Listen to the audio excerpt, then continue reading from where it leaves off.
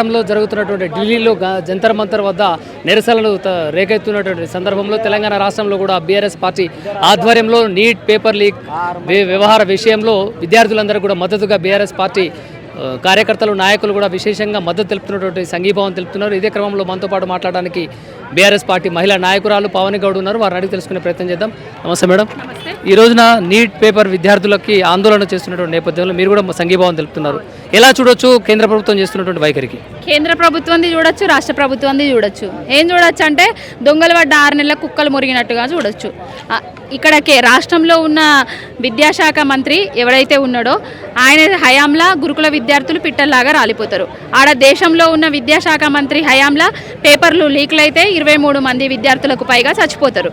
అయినా కూడా ఎవరికి చీమ గుట్టనట్టు దోమ గుట్టనట్టుగా మసులుతారు అనేది అర్థమైపోయింది. ఇప్పుడు విద్యార్థులు చేసిన తప్పేమున్నది? నీటి పరీక్షలు పెడతారు, లీక్ అవుతుంది. లీక్ అయిన దాన్ని మీరు మళ్ళీ పరీక్షలు పెడతామని అంటున్నారు కదా, పరీక్షలు పెట్టినామని అంటున్నారు కదా. మరి ఎవరైతే మంత్రిగా ఉన్నాడో ఆయనను రాజీనామా చేయమని బాధ్యత వహించి మళ్ళీ ఎలక్షన్లు పెడతామని ఎందుకు అంటలేరు? ఎందుకు ఆయనను రాజీనామా చేయనిస్తలేరు? ఎందుకు ఆయనను పదవి నుంచి డిస్క్వాలిఫై చేస్తలేరు? ఇదంతా మోడీ కేడి ఇద్దరు రెండు కలిసి చేస్తున్న నాటకాలు అంతే తప్ప. నరేంద్ర మోదీ కూడా నిన్న అర్ధరాత్రి వీడియో రిలీజ్ చేశారు. ఎవరు పేపర్ లీక్కి ఎవరైతే కారణమయ్యారో వారందరూ కూడా శిక్ష పడాలి అని చెప్పేసి కూడా మాట్లాడినటువంటి పరిస్థితి. దీన్ని ఎలా చూడొచ్చు అంటారు? అంటే రోమ్ నగరం తగలబడుతుంటే నీరో చక్రవర్తి పిడేలు వాయించుకున్నట్టుగా ఆయనే చచ్చిపోయి అన్ని రోజులైంది. విద్యార్థుల మీద మహిళలు అని చూడకుండా, యువతులు అని చూడకుండా బట్టలు ఇప్పి మరి కొట్టడం కూడా జరిగింది. ఇవన్నీ ఎటొస్తుందో అనేసి ఉద్దేశంతో అర్ధరాత్రి ఒక వీడియో రిలీజ్ చేసిండు తప్ప వాళ్ళ మీద ప్రేమ ఉండి కాదు. ఒక తండ్రి ఉంటే బిడ్డల బాధ ఏందో తెలుస్తుంది, ఒక కుటుంబం ఉంటే ఆ కుటుంబం పడే బాధ ఏందో తెలుస్తుంది. ఒక బిడ్డ చచ్చిపోతే నీటి పరీక్షలు అవి లీక్ అయ్యి ఒక బిడ్డ చచ్చిపోతే ఆ కుటుంబం పడే మనోవేదన ఎవరన్నా బిడ్డ ఉంటే తెలుస్తుంది కదా. బిడ్డలు లేని వాళ్ళకి ఎట్లా తెలుస్తుంది?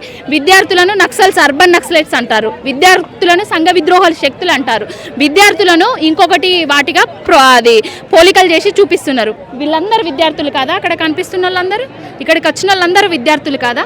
వాళ్ళని అడగండి. అసలు రాజకీయంలోకి వచ్చిన తర్వాత దేశంలో అధికారం కోసము నల్లధనాన్ని తెస్తా అని చెప్పారు. 2 కోట్ల ఉద్యోగాలు ఇస్తా అన్నారు. ఉద్యోగాలు ఇయ్యరు, కనీసానికి చక్కగా పాలించరు. కనీసానికి ఇక్కడోడేమో 2 లక్షల ఉద్యోగాలు ఇస్తా అంటాడు, వాడివ్వడు. అందరు కలిసి ప్రజలను, నిరుద్యోగులను, విద్యార్థులను మోసం చేయడమే తప్ప ఇంకొకటి ఏం లేదు. విద్యార్థులను చూడకుండా పోలీసులు లాఠీ చార్జ్ చేయడాన్ని ఏ విధంగా చూడడం, విచక్షణ రహితంగా మహిళలను కూడా చేతులు పట్టు గుంజకపోవడం వీడియోలు కూడా వైరల్ అవుతున్న పరిస్థితి. దేశం కోసం, ధర్మం కోసం అని చెప్పుక తిరిగే మోడీ, భారత్ మాతాకి జై అని చెప్పుక తిరిగే మోడీ ఇప్పుడు విద్యార్థులను, మహిళలను ఆ విధంగా కొట్టడాన్ని ఆయననే గుండెల మీద చేసుకొని ఆ వీడియోలు చూసుకుంటా మాట్లాడాలి. న్యాయ వ్యవస్థకు ఆ వీడియోలు చూసేందుకు తీరిక లేదంట. దేశ భవిష్యత్తు కదా, రేపు వాళ్ళు ఉంటేనే కదా మన భవిష్యత్తు, మన పిల్లలే కదా రేపటి భవిష్యత్తు.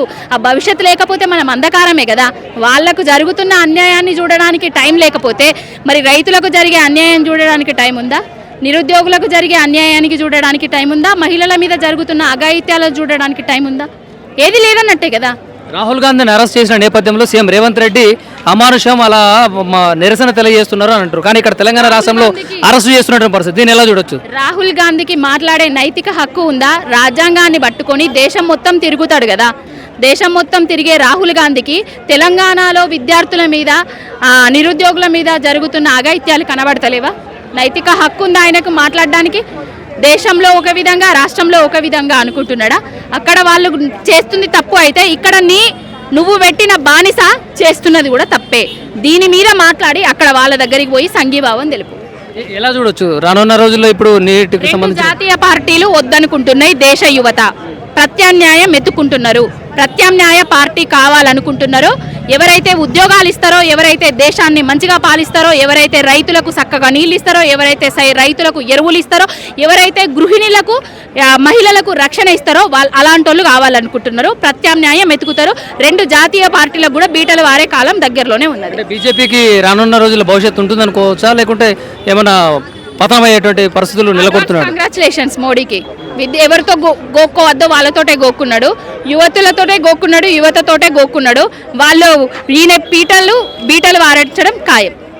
పక్షాన నిలబడేటువంటి ఎవరైతే యువతలు ఉన్నారో వారందరికి కూడా అండగా ఉంటుందని చెప్పేసి బీఆర్ఎస్ పార్టీకి చెందినటువంటి మహిళా నాయకురాలు పావని గౌడ్ తెలియజేస్తున్నారు. మరిన్ని అప్డేట్స్ చూస్తున్నట్టు దారివి టీవీ కెమెరామెన్ ప్రసాద్తో నేను మీ గంగాధర్. నమస్తే.